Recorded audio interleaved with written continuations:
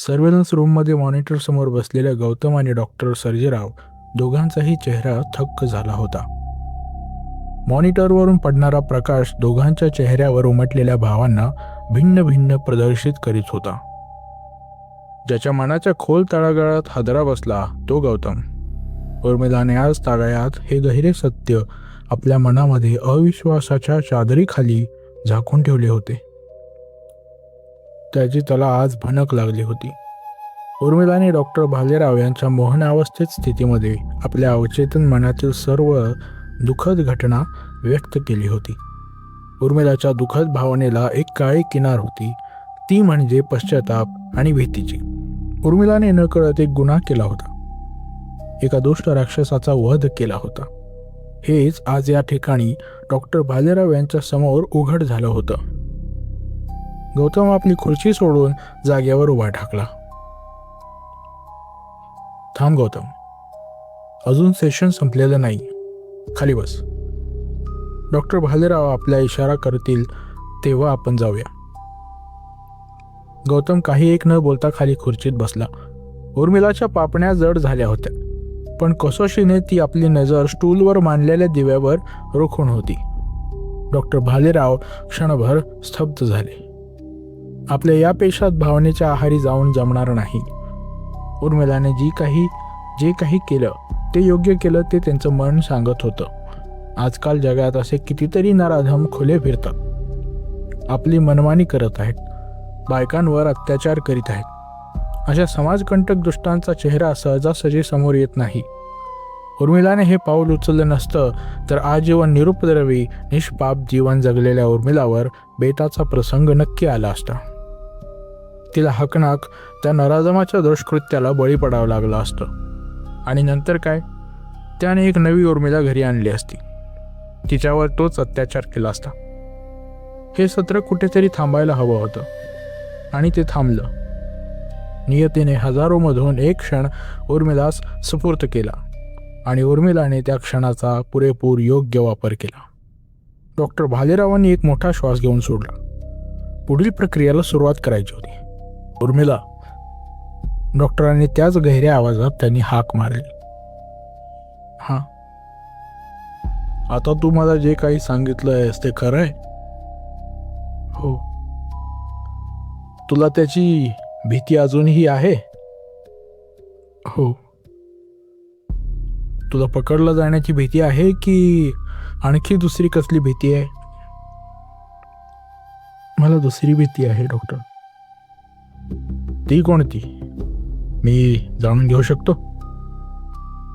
त्याची. कोणाची? नाव घे.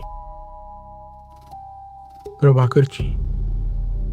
उर्मिलाने जसे प्रभाकरचे नाव घेतले त्याच क्षणी खोलीमध्ये खिडकीची एक फट कर्र आवाज करीत उघडली, आणि खिडकीच्या आवाजाने डॉक्टर भालेरावाची मान वळली. त्या खिडकीच्या फटीतून एक मंद हवेची थंडगार झुळूक आत शिरली होती. तशा त्या फटीतून वाऱ्याचा आवाज येत होता. सातत्याने शिळ फुंकल्याचा आवाज निर्माण होत होता. खोलीभर सुरुवातीपासून असलेली एक सकारात्मक ऊर्जा ढवळली जात होती. उबदार वातावरणात अतिरेकी गारव्याचा शिरकाव होत होता. स्टूलवर मांडलेल्या दिव्याची स्थिर असलेली ज्योत आता अस्थिर होत होती. त्या डॉक्टर भालेरावांची नजर खोलीवर पसरली. भिंतीवर टांगलेले चक्राचे चित्र आपसूक हलायला लागले. कागदाचा फडफड आवाज होऊ लागला. मॉनिटर समोर बसलेल्या गौतम आणि डॉक्टर सर्जेराव दोघांच्याही डोळ्यांसमोर मॉनिटरची स्क्रीन आपसूक आडव्या काळ्या पट्ट्या येऊन फ्लिकर व्हायला सुरुवात झाली. स्क्रीनमधील दृश्यात एक अस्थिरता आली. डॉक्टर, हे काय होत आहे? डॉक्टर सर्जेराव पुढे आले. त्यांनी मॉनिटरची काही बटणं, कॅमेऱ्याचे कंट्रोल फिरवून पाहिले, पण काही फरक नाही पडत. त्यात गौतमला स्क्रीनमध्ये काहीतरी अंधुक दिसलं. खोलीच्या कोपऱ्यात काय आहे? डॉक्टर बघा, तिथे कोपऱ्यात कोणीतरी आहे. इथं खोलीमध्ये होणारा बदल डॉक्टर भालेराव सुद्धा नोटीस करत होते. या सर्वात उर्मिला मात्र स्थिर होती. तिच्यावर काही एक परिणाम होत नव्हता. उर्मिला, मी तुला तुझ्या मोहनावस्थेतून परत आणणार आहे, पण तत्पूर्वी मी तुला सांगू इच्छितो, तू जे काही मला सांगितलं आहेस ते तुझ्या ध्यानी राहणार आहे. आता इथं जे काही घडलं त्याची तुला जाण असणार आहे. उर्मिलाने मान खाली घातली. हा मगाशी सारखा होकार नव्हता. तिने आपली मान पूर्णपणे खाली सोडून दिली होती. डॉक्टर भालेरावांनी उर्मिलास हाक मारली. उर्मिला, तू ठीक आहेस? अचानक खोलीमध्ये एक दुर्गंध पसरायला सुरुवात झाली. एक घाणेरडा, सडका, अतिशय कुजका वास पसरू लागला. डॉक्टर भालेरावांनी तात्काळ आपला रुमाल काढून नाकाला लावला. घाण वास कुठून येतोय? तितक्याच रिकाम्या खोलीमध्ये डॉक्टर भालेरावांना त्यांच्या ज्ञानेंद्रियाला आणखीही तिसरं कोणीतरी वावरत असल्याची चाहूल लागली. काहीतरी सभोवताली अवतरलं आहे. अचानक एक तिसरं अस्तित्व या अवकाशात उपस्थित झालं आहे. अगदी झपाट्याने ते आपली जागा बदलत आहे. कधी या कोपऱ्यात तर कधी त्या कोपऱ्यात फिरत आहे. कधी घुटमळत आहे तर कधी थेट आपल्या पाठीमागे येऊन उभं राहत आहे. भालेरावांना देखील येथे त्याची उपस्थिती जाणवू लागली आणि त्यावर शिक्कामोर्तब केला तो उर्मिलाने. तो इथं आहे. कोण उर्मिला? प्रभाकर. तोच सपकन डॉक्टर भालेरावाच्या अंगातून एक थंडगार हवेची झुळूक आरपार गेली आणि समोर स्टूलवरील दिवा फडफडला. दिव्याच्या ज्योतीमधून ती झोत थेट उर्मिलाच्या आत शिरली. उर्मिलाचं शरीर हेलकावलं आणि पुन्हा स्थिर झालं. तिथं काहीतरी घडतंय डॉक्टर, आपल्याला आत जायला हवंय, गौतम म्हणाला. तसे सर्जेराव देखील तयार झाले. त्वरित मॉनिटरची रूम सोडून दोघेही खोलीमधून बाहेर पडले. इथं मॉनिटरची स्क्रीन त्यांच्या अनुपस्थितीमध्ये पुन्हा एकदा सुरू झाली आणि दिसलं की उर्मिलाच्या खुर्चीमध्ये उर्मिला बसलेली नाहीये. उर्मिलाच्या जागेवर खुद्द भयंकर बिभत्स राक्षसी प्रभाकर ठाण मांडून आहे. डॉक्टर, उर्मिलाने भालेरावांना हाक मारली. तो अतिशय घोगरा, पुरुषी. उर्मिलाचा आवाज त्या आवाजात कुठेतरी हरवल्यासारखा होता. आवाज ऐकताच डॉक्टर भालेराव हादरले. आश्चर्याने त्यांचे डोळे वटरले. मान खाली टाकलेल्या उर्मिलाचे केस न जाणे केव्हा मोकळे झाले आणि तिच्या चेहऱ्यावर आले. खांदे हलवून तिने फिदी फिदी हसायला सुरुवात केली.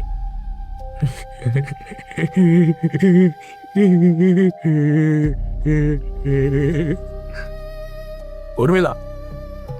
उर्मिला नाही डॉक्टर.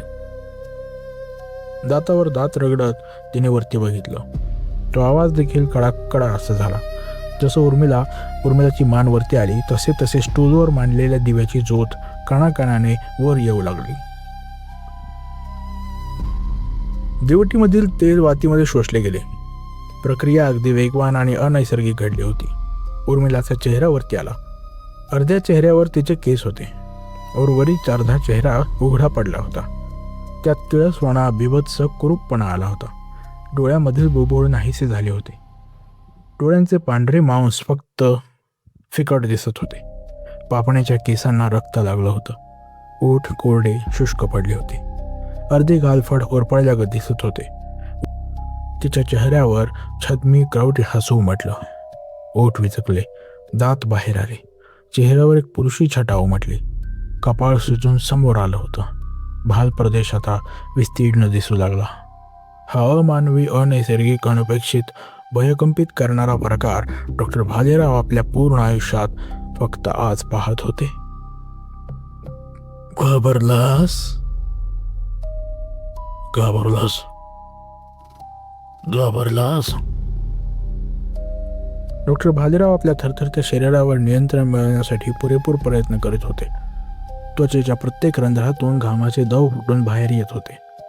त्यात भीतीचा गंध दरवळत होता. घाबरू नकोस, बस इतकं सांगायला आलोय. मी हिला घेऊन जाणार आहे. माझ्या मासिकाच्या दिवशी हिचं मरण असेल. सूड घ्यायला आलोय मी.